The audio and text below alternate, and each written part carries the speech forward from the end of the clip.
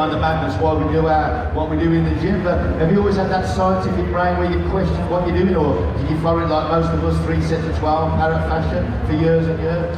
Yeah, so I started learning from Flex magazine like everybody else, and I realized that if I wanted to be a pro bodybuilder, I would never do it doing what everyone else does, because I don't have the genetics that most of these guys do. So it started a journey for me, man. I knew that if I wanted to win, or if I wanted to succeed, I needed to do everything better than everybody else. So the truth is, I started on a mission to find that one person who I could trust and rely on for everything. They didn't exist.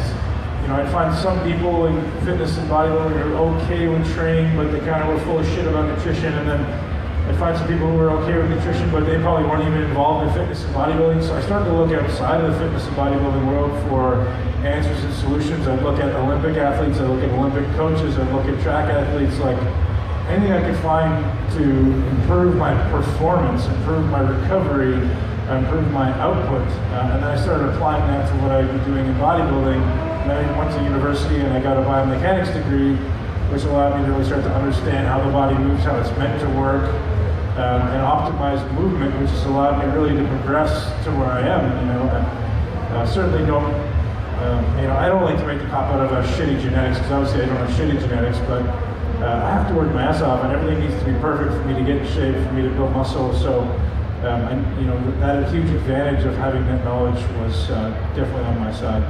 Would you say to somebody starting straight off the bat, walking into the gym, would you say to explore those kind of avenues, or just for the first few years, just squat, bench and fly, just like the rest of us?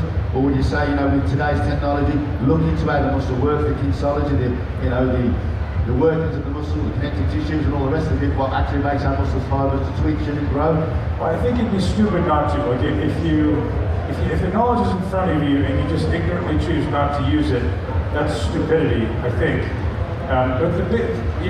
Here's my statement, is I think everything in the gym starts with execution, and that comes down to weak body part development and improving your body composition.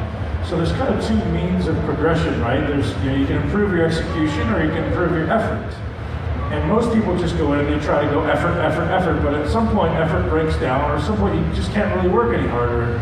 So then there's this means of execution that can be improved, that's going to improve your neuromuscular efficiency, which means your nervous system's ability to contract muscle, just your overall contractile ability of specific muscles can improve your caloric output, can improve your muscular development, and that needs to be considered. So for any of you who are just focused on, I'm going to work harder, you're missing at least 50%, probably a bigger chunk of your potential to actually expand the muscle and grow and improve your composition and get leaner easier.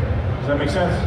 And would you say even, in later years, someone like myself, is it hard to, I'm always striving to get more muscle, even at my age, I'm never going to be no mister or whatever, but in my head, I'm still training like I'm doing a show, and I'm trying every which way to find any bit of gain, any bits of muscle. So even at my age, if I've, been doing what I've done repetitively, I can still change, you think, and grow by movement. You have the greatest ability. So if you've been training a certain way for any extended period of time, and you've got any amount of muscular development, you've probably exhausted your genetic limit, and you've hypertrophied a muscle at a certain length of the range.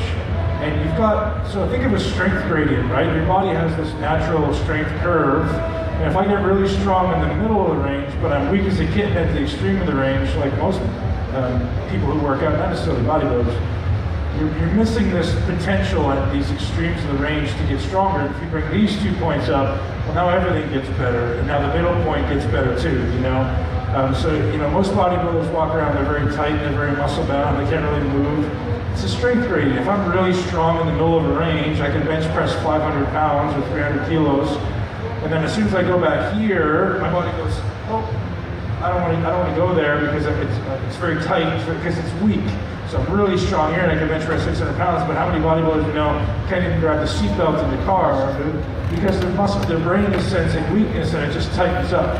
So if we actually get stronger here, one, our mobility would improve and have less injuries, and two, we'd get stronger proportionally in the middle of the range too, right? And the reason I know